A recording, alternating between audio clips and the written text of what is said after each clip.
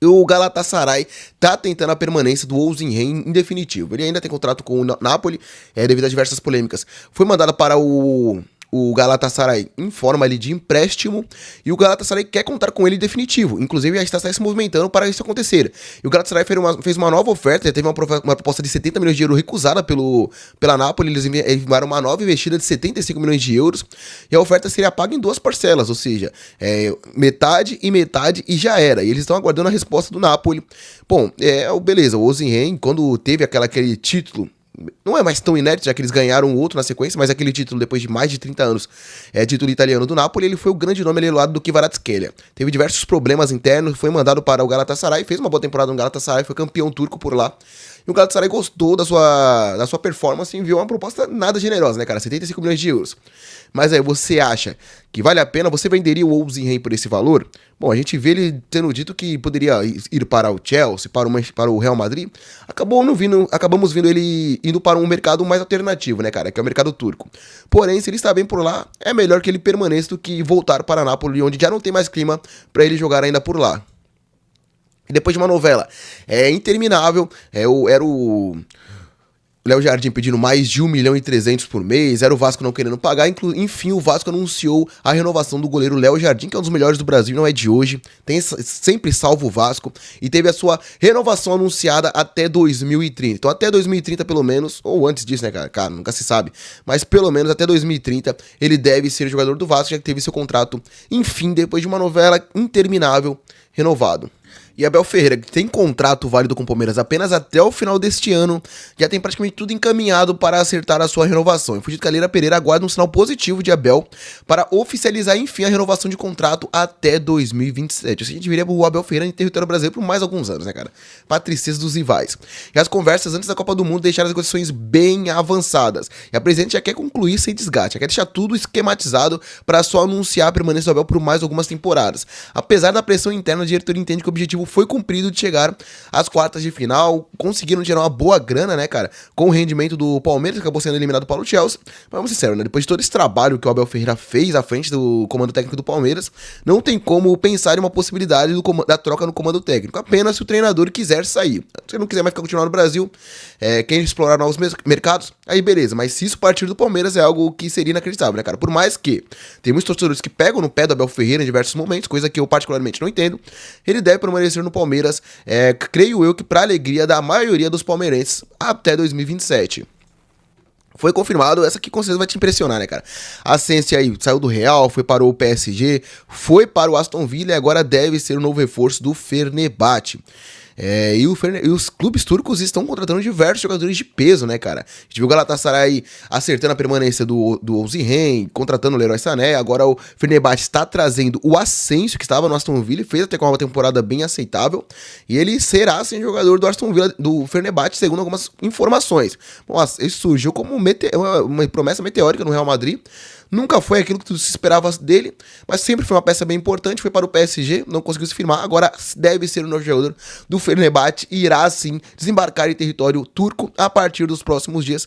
Com certeza, a partir da próxima temporada do futebol turco vai começar a ficar mais interessante com todas essas contratações. Bom, e o Tottenham, que simplesmente fez duas contratações de peso, né, cara? Inclusive, uma delas está tendo muita polêmica, que já vou falar pra vocês melhor.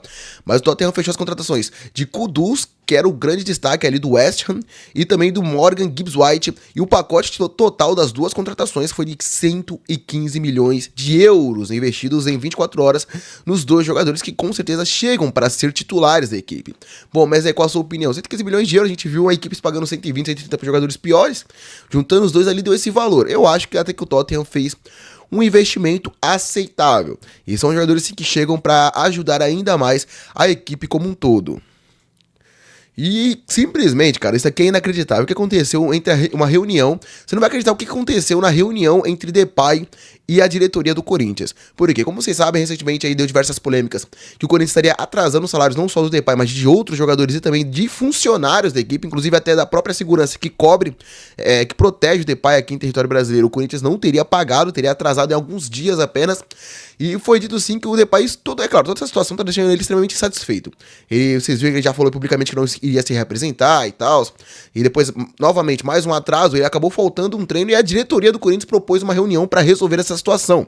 É claro, meio que pra dar uma dura no Depay, pra ver que isso não pode acontecer, né, cara? A própria diretoria do Corinthians teria armado essa reunião pra entender o que aconteceu e pra dar uma dura ali, pra entender melhor como é que deve ser daqui pra frente. Só que o que simplesmente aconteceu nessa reunião entre Depay e diretoria do Corinthians sobre a ausência do jogador do treino que aconteceu na quarta-feira foi que o jogador simplesmente mais cobrou a diretoria por esses atrasos do pagamento do que foi cobrado. Ou seja, a diretoria propôs essa reunião para ver o que aconteceu e tal, e acabou sendo cobrada pelo Depay. Então foi basicamente uma reunião pro Depay dar uma dura na diretoria do Corinthians. E aí vocês veem, né, cara, que ninguém ali dentro tem culhão pra bater de frente com o Depay, né, cara. E vamos ser sinceros, um jogador que sempre foi médio na Europa, passou por grandes equipes, mas sempre foi muito apagado. Imagine só se fosse um jogador maior. Cara, iria mandar ainda mais no Corinthians, né, cara, já que eles não têm culhão nem pra colocar o Depay no lugar dele, né, cara. O cara se acha, beleza, pode falar, ele é funcionário, tem que receber, mas, cara, também não tem direito a faltar nos treinos por conta disso. E acontece que ninguém lá teve culhão pra bater de frente com o Depay após ele cobrar fortemente o time alvinegro. E o Endrick, hein, cara, parece não tá tendo sorte mesmo. Porque como vocês sabem, tá tendo todo esse crescimento do Gonzalo Garcia, que é o atacante que teria subido por conta da própria lesão do Endrick. O Endrick se lesionou, o Mbappé se lesionou. Eles subiram o Gonzalo Garcia porque não tinha outra opção ali a momento. O cara simplesmente jogou demais, tá sendo um artilheiro aí. Já foi eliminado, mas foi artilheiro. Aí tá sendo artilheiro até o momento da Copa do Mundo de Clubes.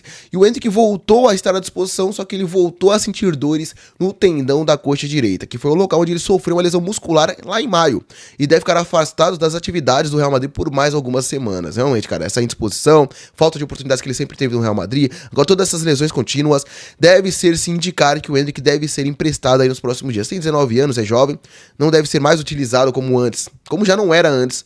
Com a ausência do Gonzalo Garcia, agora imagine com o crescimento desse jogador que acabou de subir da base. Então o Endrick, com certeza, a tendência é que ele seja emprestado, disso não restam dúvidas. Talvez ali para uma equipe média da Espanha, vamos aguardar. E o Al Rayyan insistiu e agora está muito próximo de fechar a contratação de Gregore. Sim, Gregore ali, o pilar do time do Botafogo, deve ser o novo reforço do Al Rayyan, equipe que é comandada pelo Arthur Jorge.